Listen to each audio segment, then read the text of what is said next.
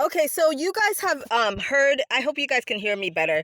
But you guys have heard me talk about on my short videos, just briefly introducing you to topics such as toxic family members and stuff like that. So, as you guys may have known a little bit about me, of course I'm going to keep my borders up on this channel, because it's not necessary to know all the details of my life, but I'm just going to share certain things that I've learned and that I've exposed spiritually. I've talked about toxic family members, Marine Kingdom family members in my shorts. I briefly introduced to these topics, and I'm just going to give you an example of one.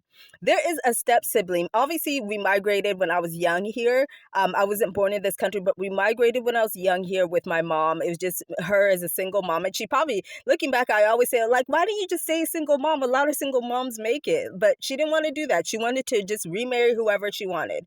And she ended up marrying someone who had a toxic background, toxic family ties, toxic bloodlines, and his name is James. And oh my gosh, he's not the best person. And so as and it's so typical because it's so stereotypical, like, the evil step family and stuff like that. And yes, he did anyway, I'm not going to advocate. Absolutely not. But what happened is he remarried my mom. They had a step sibling called Wangari. Her name is Wangari Winjohi Kahenya. And I say this for all you witches. All those who do voodoo have her name because she's so prideful and big-headed. She'll probably challenge you with voodoo. She'll probably try to challenge you. She'll probably see what you can do. She'll challenge you and try to, I'm not there. I don't challenge anyone. But since she decided to do witchcraft, I dare you witches out there who watch this channel, who watch these videos, to challenge her. I want to hear the stories. I want to hear the feedback. Challenge her in voodoo and witchcraft and whatever she does, because I want to see if her big-headed still stands. Her big head. Her big, prideful, nasty head. Because this person is very self-entitled, very spoiled. I grew up with a spoiled step-sibling who my mom always created this fantasy, just because we're 8 years apart, I'm the older one, that I always have to bow down and kiss her ass. And this is to all you watchers and viewers out there. You don't have to bow down to any sibling just because you're older, or just because you're related to them. If they're toxic, they never contribute anything to your life. They never do. They never do shit. They never. There was a time, the recession, 2008. I'm going to give you an example, guys. 2008. This is when Obama was coming into office. Remember the recession? And there was job loss and all. And what happened is my stepdad, he lost his job that he had for like over 20 years or whatever. And it was a good job, like in the software industry and all that in the Silicon Valley, California. And it was, decent paying. And when he lost his job, he started going through financial breakdown and issues. Mind you, he already has an older daughter. When we came here, he was already married. He married someone for citizenship. So he already has an older daughter named Wangari as well. So when this recession happened, neither of his daughters wanted to help with anything financially. I'm not even his direct daughter. I ended up having to volunteer to help with the phone bill because it is under all our family names. So I'm like, it's my phone bill too, So, but what I ended up having is that it's paying 4 lines. So paying 4 lines and 2 of it being him and myself and my mom, I didn't mind that part. But to have to pay Wangari, a young working person who's in college or about to go to college, or you know what I mean? It didn't start to make sense. So this happened for some time, where Wangari started going to college to make her own money. She had her own job, and she didn't want to even contribute, like, not even 1 penny to help with the phone bill. And this bill it's hard, especially because I was still in school. It's hard paying those $200, $300 bill family lines through Verizon. And Verizon is not the cheapest. And so, you guys, this happened for some years where my mom created this fantasy in her head where she would make comparisons. And when I got a car, when Gary had to get a car, we're 8 years apart. I'm not comparing my life or my purpose with this crazy, stupid, useless step sibling. Okay, I didn't tell them to reproduce a monster.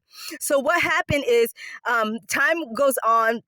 When Gary gets older, I get older. When Gary gets more developed, she starts working. I don't even think I experienced or hear of her having too many gaps in her employment. She was in school, she worked. She was outside of school, she worked. She made her own money, but whenever she made money, she never wanted to contribute nothing, even if it was her own bill. And so she wouldn't even help her own blood father out. This is her blood father. It's not my blood father. When he went through a lot of financial issues, almost ended up homeless. And so, what's it called?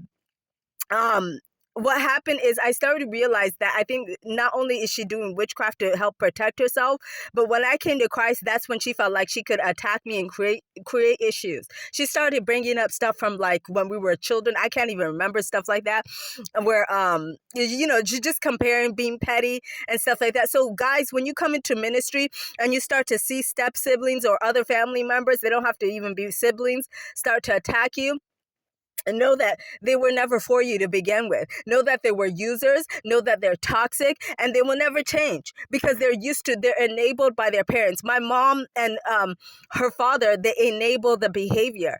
The older daughter, you don't hear too much of her acting, but the older daughter is no saint herself. Obviously, his older daughter from his other marriage before my mom remarried him, she didn't help either. They're both named Wangari. It's absolutely ridiculous how these tasks were.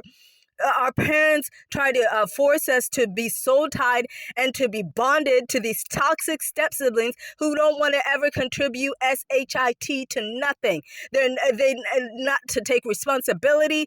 They don't take accountability for their actions. They're evil. They're prideful, and they're extremely big headed because they've been enabled by their environment and the people around them.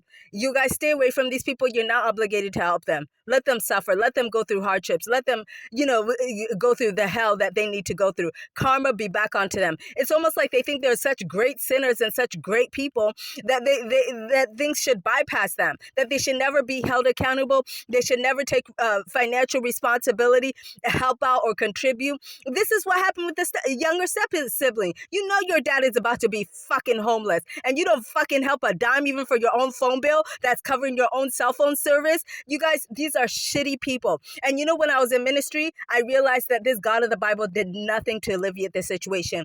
He did nothing. He did not punish her, not that I heard of. He did nothing. And it says in Psalms about the wicked being punished. I seen her not punished. She can fornicate. She can do all the orgies she wants. She can do all the shit she wants. And God did nothing.